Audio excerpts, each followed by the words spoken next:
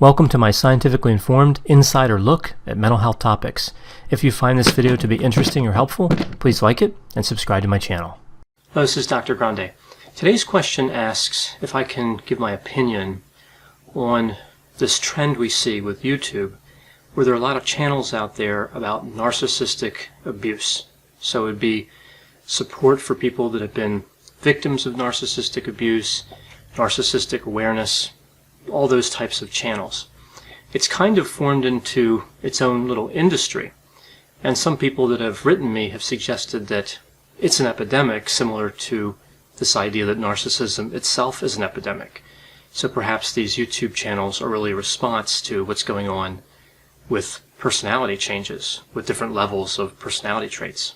So just to be clear from the onset here, some of these channels that focus on narcissism, I'm just going to call them narcissism channels. Some of them I like. Many of them have good videos, and I wouldn't think of this particular video I'm doing here as being negative. I know it will seem negative to probably a good number of people, but it's not my intention. This is really more supposed to be a fair criticism. That's what I try to do. Now, a lot of my criticisms here are going to be on the negative side, but again, the whole tone of the video I don't want to be negative. And I also want to be clear here that nothing I'm saying is to suggest that an individual can't be abused by someone who's narcissistic. I actually think that narcissistic abuse is far more complicated and devastating than a lot of the narcissism channels say. And again, I know there'll be some that interpret this video as anti-narcissistic abuse YouTube channel or whatever, but that's not really what I'm saying. People being abused by anybody, whether they're narcissistic or not, is a problem, and I think that's really a separate issue than some of the trends I see here with these narcissism channels. Now, some of these content creators that run these other channels are clinicians, and some don't appear to be. And I'm not really sure about all the credentials that are represented. I can only go based on having watched a few of the videos and some of the other digging I did on the internet. And of course I had some people email me and call me. I've had some different discussions, but still it's not really a comprehensive investigation I did into all these channels. So I don't know all the facts about how they formed or who the people are, and I've only had contact with very few of the individuals who run these channels. Now, when it comes to criticizing other channels when you're on YouTube, I'm not a big fan of this. The tradition on YouTube, to some extent anyway, at least in mental health channels, is to be positive, and you see a lot of people doing this. But anything can be taken too far, right? The positivity we see among the narcissism channels reminds me of the Lego movie, where the little Lego guy is singing "Everything is awesome." You know, everyone is talented, everybody has something valuable to say, you should watch all the narcissism channels, they're all good. That's really highly inconsistent with my personality. So if you look at the 5-factor model really quickly and you look at agreeableness, I'm disagreeable enough to apply scientific thinking across a wide number of situations.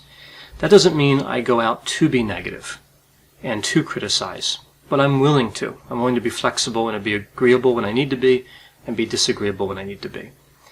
So here I'm again trying to give a fair criticism of these channels. So first I'm going to start with what they say about themselves. So I can talk about my observations, and I will, but let's start with the words they've used. And of course these are pulled somewhat out of context, so I'll try to be clear when that's the case. So what do they say about themselves? Well, we see that many of them represent themselves to be experts in narcissism or narcissistic abuse. And this doesn't seem to have any covariance with credentials, meaning I don't see individuals with credentials saying they're experts and individuals without credentials saying they're not experts. There seems to be a large number of experts. A lot of these content creators believe that they're experts, again, in narcissism. Some of the more extreme claims that I've seen would be that the knowledge of some of these content creators exceeds any PhD. So, as somebody who has a PhD, I'm a little disappointed to hear that. I thought that all those years of studying and reading thousands of articles would pay off, but apparently that's not always necessary. So again, kind of a wild claim there. We see a number that represent themselves as life coaches or certified life coaches, and I've talked about this in the past in other videos. I see a few that identify themselves as energy healers. Again, not making any judgment, it's just how they identify. and others that say that they've conducted scientific experiments on narcissists and on people who have been victimized by narcissists, but their findings aren't published and they disagree with the body of literature that's available on narcissism. So they claim to be using, some of them anyway, the scientific method to gather data, analyze data, and interpret the results, but that's not really part of science. So I'm not really sure what that's about. It sounds like they want really the best of both worlds there, to say that they have a scientific method, a scientific level of understanding, one informed from science, but also saying it's not included in what you'd find in scholarly journals, for example, which of course are the sources for most of my videos. Now, what advice do they give? So I talked about what do they say about themselves. What advice do they give? Now, I had to watch a number of videos to get the themes here on the advice, but I see a few different themes that have emerged. They want to teach people how to spot a narcissist. That seems to be a very important goal of these channels. It's part of the narcissistic awareness thing. They want you to believe, or the advice they give you is that narcissists are evil and unredeemable, so they're never going to change, and that narcissists are smarter than you and smarter than me. Narcissists are sometimes part of a secret society or speak a secret language. Now, there's only a few videos I saw that really talk about this and a few other sources.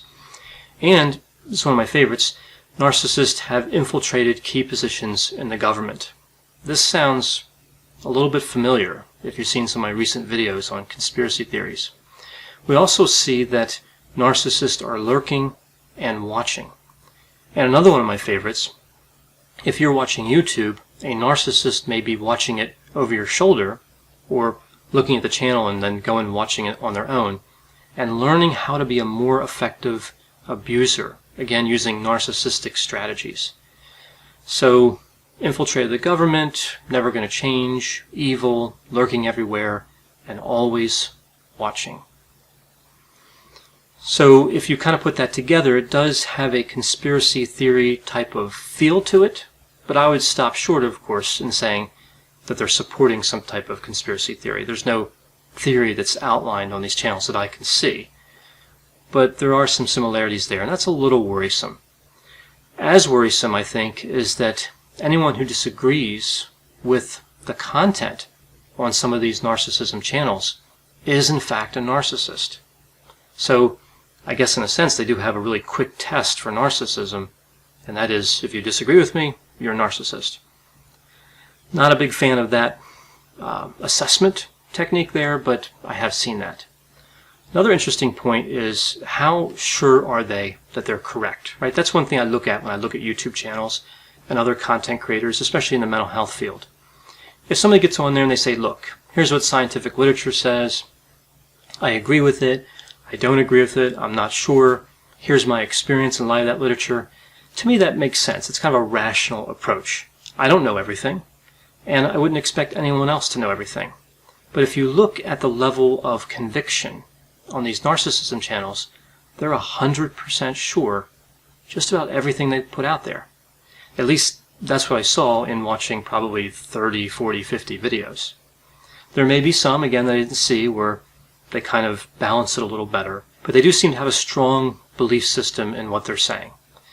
So, in terms of what they're saying, where does the information come from? I use scholarly articles, as I mentioned, and some of these channels do too. I actually saw a number of videos where some of the same articles that I've used were used in the video.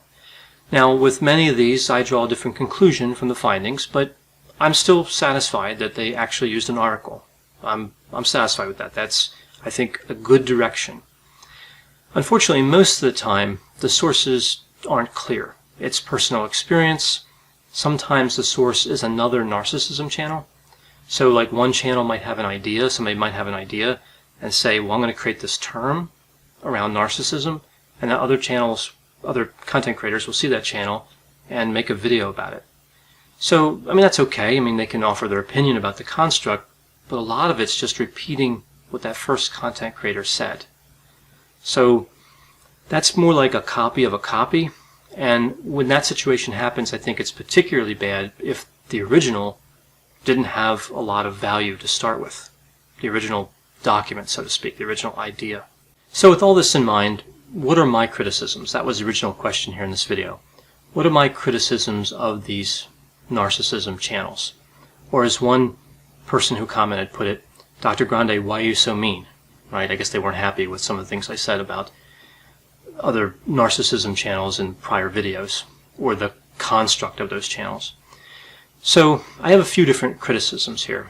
One would be that the tendency I see, so again, this doesn't necessarily cover every video or every channel, but the tendency I see is they get the science wrong.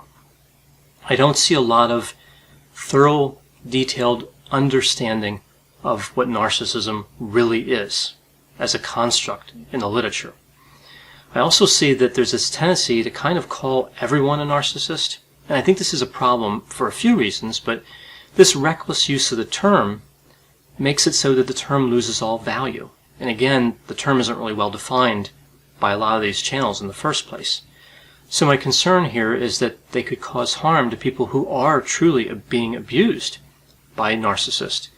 Because now, if a person like that goes into therapy, there's this potential anyway, they go into therapy and they tell a counselor or other professional that they're being abused by a narcissist, and that professional may look at a video from one of these narcissism channels and say, oh, they're just calling everybody narcissist. So it's really being dismissive of a serious problem. Another issue I have with it is it ignores the positive aspects of narcissism. Right? These channels really never discuss that. The term is always used negatively, and it also holds together very well, which of course we know that you could look at narcissism in a few different ways. But either way, the adaptive elements of narcissism are rarely appreciated on these channels, overwhelmingly negative. And if you don't appreciate the complexity and you don't understand the term and you misuse the term, well, that moves back to my original criticism. They're getting the science wrong. My next criticism would be that there tends to be a number of ideologues involved here, meaning people that are really highly committed to an ideology, and these channels only allow one conclusion. So let's say a relationship, somebody's in a relationship, and maybe there's emotional abuse or maybe there's not. But either way, there's relational strife. People disagree. If you look at one of these narcissism channels, it's always very clear. Someone else is to blame. That other person, who of course isn't the individual watching the channel, this other person is defined as narcissistic. So there's really no flexibility here in the thinking. No flexibility is allowed. There's no dissent allowed. And, by extension, no growth. These channels tend to be myopic. And to use an automobile analogy here, they're stuck in first gear. So, yes, again, emotional abuse occurs. Sometimes that abuse is caused by someone who's narcissistic. But that doesn't mean that the relationship is 100%, 0%. It doesn't mean that somebody didn't contribute anything to that relationship getting to a poor state. So maybe someone who is emotionally abused in a relationship is 5% responsible for things getting that way, or 10%, or 20%. But either way, there's usually a component. Both people have some ownership in what happened. Not all the time, again, but most of the time. It's split in some way. But you'll never get that impression, at least in my experience, in watching these narcissism channels. It's always very clear, 0 or 1, binary. No room for anything being on a continuum. And again, my major complaint there is that stops growth. That keeps somebody kind of stuck at an early stage. They become aware of potentially narcissistic behavior and aware of abuse, and they get stuck. With these channels, there's no room to move forward. My next criticism is that these channels oftentimes don't provide information that can be used in a helpful way in a counseling context. So that's not to say that my channel is perfect and my channel provides wonderful information that everybody should just go take and enjoy and get a lot of benefit from. Of course, I hope it does that to some degree. But what I'm saying here, I think, is with an education channel like mine and many other mental health channels, there might be something usable you can take away from a video and talk to a mental health professional about that. For example, you might learn some different things about borderline personality disorder or PTSD or bipolar disorder that maybe a counselor wouldn't know. And maybe you could direct them to that resource, to this resource, and they could look at it and say, oh, I learned something about that, and that can help me as I work on different elements of therapy. I don't see that type of information being disseminated in a lot of these narcissism channels. What I really see is information that, again, tends to reinforce what somebody already believes. I talked about in a prior video this movie that came out a while ago called American Hustle. And there's a line in there, people believe what they want to believe. And that's what I really see with these narcissism channels. If somebody comes in and they look at the first few videos and they believe that narcissists can't recover, that they have a secret language, that they're spying on them, then every other video serves to reinforce that initial presentation. So people believe what they want to believe, and on YouTube people can find what they want to find. So a few other concerns I have. I feel like a lot of the content on many of these channels is redundant. That's fairly common though with a lot of YouTube channels. I also feel like some of these channels really feed paranoia, and that's a little troublesome. I kind of covered that before. One of my main criticisms here I saved to the end, which is a number of people associated with these channels say that their channels help people. And again, I feel like this is a strong claim to say that your channel is helpful. To say it's entertaining, to say it's distracting to somebody, distracts them from their concerns, to say that it resonates with somebody's experience, those are all different claims. But to say that the channel is actually helpful, my challenge would be, can you prove it? How would you prove it? How would you measure that helpfulness? And I've never really found a satisfactory answer to that question, but I'm open to listening if anybody has one. If any of those content creators from those channels have some sort of sanctioned experiment they did, meaning they went through an IRB or an HSRC and got approval and did an experiment and found that their channel helps people, or even if it's more anecdotal, if they have a large number of comments and if you look at them qualitatively and really carefully, you can see a clear theme. So qualitative is a little different, of course, well, quite a bit different than quantitative. But I'd even accept that as a start. So, I don't know, maybe I'll hear from some content creators, maybe I won't, but that's one of my big concerns. Can you prove that claim? Because otherwise, there's really no need to make that claim. I like to think that my channel helps people, but I don't know for sure that it does. I don't have proof of that. Not, again, in a quantitative sense. So, these are my criticisms of these channels, but I think it is important to note here, just to give an idea of, I think, why people get connected with these channels.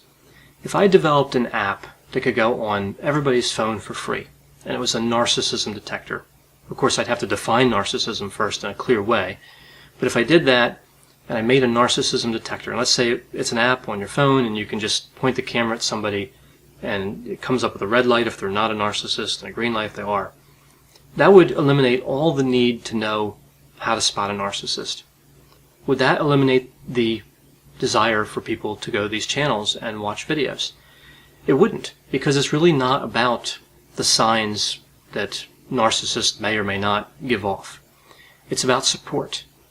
Individuals who've been abused by someone who is or is not a narcissist sometimes go to these channels, and what they see on the channels, what they see in the videos, it resonates with them. And that's powerful. They are onto something here.